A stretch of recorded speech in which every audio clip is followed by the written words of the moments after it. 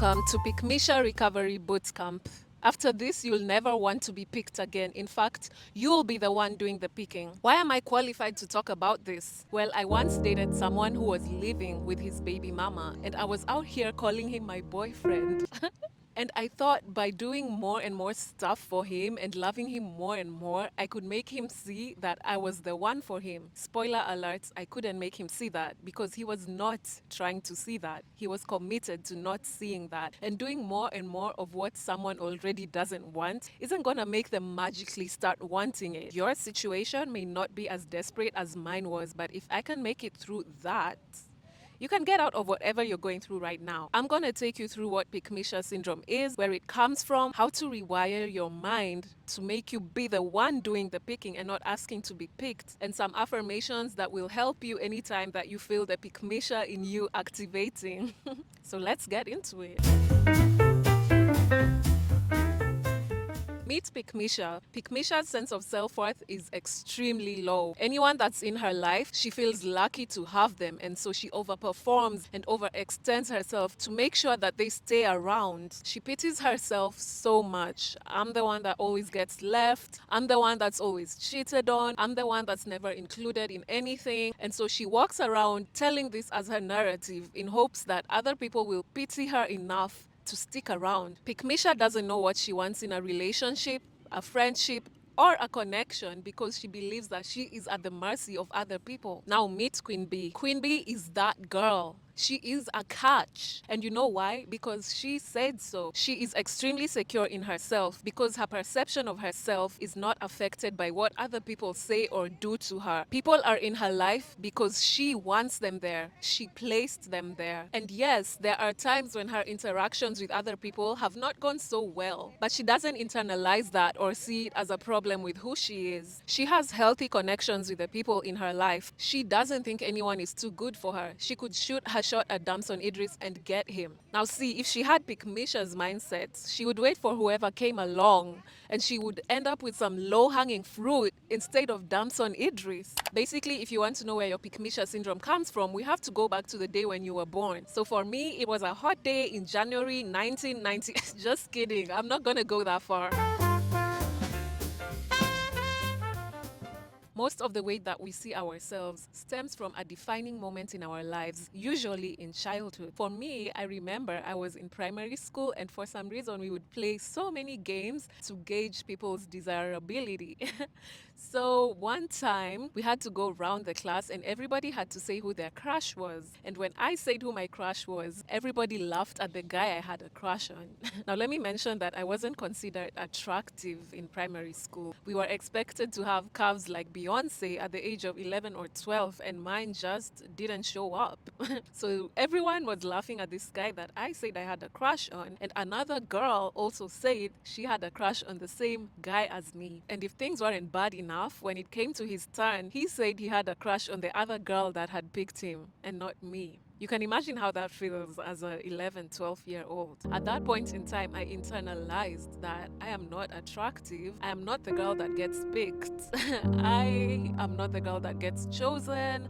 I am ugly. And even in my friendships as a young person, I just was never the friend that got included in stuff. I had to perform to earn people's friendship. I would buy them little gifts or give them my snacks or even do their homework just to show them, look, this is why you need me in your life. And this carried on into adulthood, where if a guy liked me, even if he wasn't what I would usually go for, I would just accept because I'm like, hey, I am not attractive. I'm not the girl that gets picked. I am lucky to have him look my way. And if someone wanted to be friends with me, whether our values aligned or not, I would quickly accept, and I would bribe my friends and partners with all types of actions and gifts just to make them never leave. Okay, now we know what Pickmeisha syndrome is and where it comes from. So what next? Now you need to rewire your mind and stop the Pickmeisha mindset. And here's how you do it. First, you need to forgive yourself. Yes, you made a lot of questionable decisions in the past. When you think about the time that you begged for that person's love, it makes you want to scream because it's just so embarrassing. But you know what? You did what you thought was best for you at that time. Remember, you had never been picked. That one time in primary school, the guy rejected you and picked another girl over you, so you thought you were not the type that gets picked. And you know what? It makes sense. You need to free yourself from limiting beliefs. Stop letting your past dictate your future. Okay, so that one time, or maybe a couple of times you weren't picked, that doesn't mean that you're not valuable. You are still worthy of love and nourishing connections, and you don't have to prove your usefulness to people so that they can keep you around. Even if you weren't picked before, it's a new dawn now. And if you internalize past experiences, you're going to block everything good that comes your way because you believe that you don't deserve it. Don't let that be your story. That was just one experience and you can let it go.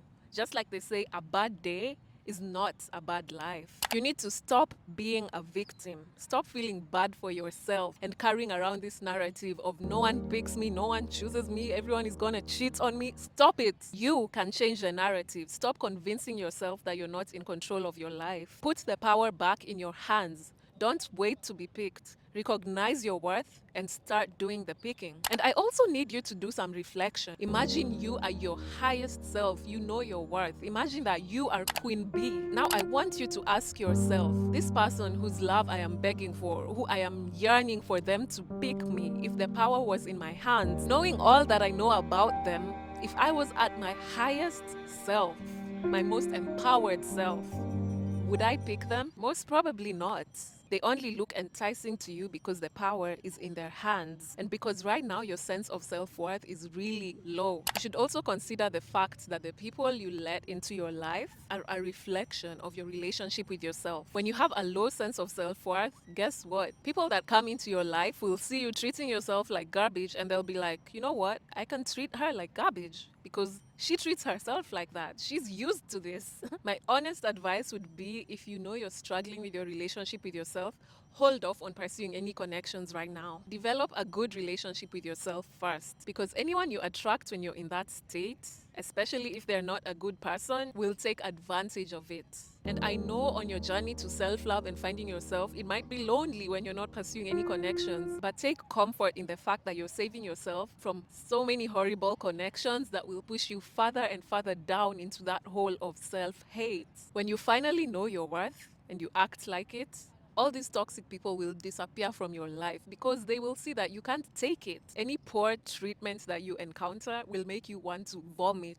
And you're not going to waste time begging anyone for better treatment. You're going to leave. And lastly, you need to focus on other things in your life. The only person who really needs to pick you, choose you, love you is yourself. Focus on becoming someone that you would be proud of. Let me tell you, 30 years from now, your biggest accomplishment is not going to be the fact that this guy picked you. It's going to be the way that you made people feel, your happy memories, and the moments that you chose yourself. It's not going to be when you were picked. I promise you that. So just try and focus on other more important things for now.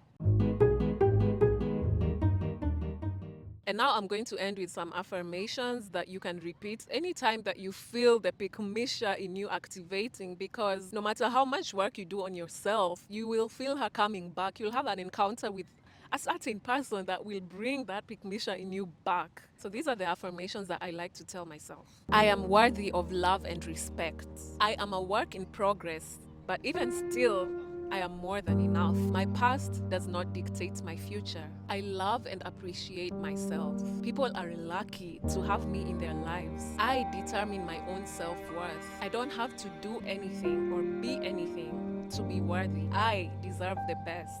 I am valuable regardless of anyone's perspective. I am the prize. And remember to believe these affirmations as you say them. If you're telling yourself, I am loved and appreciated, and your mind is going, but am I?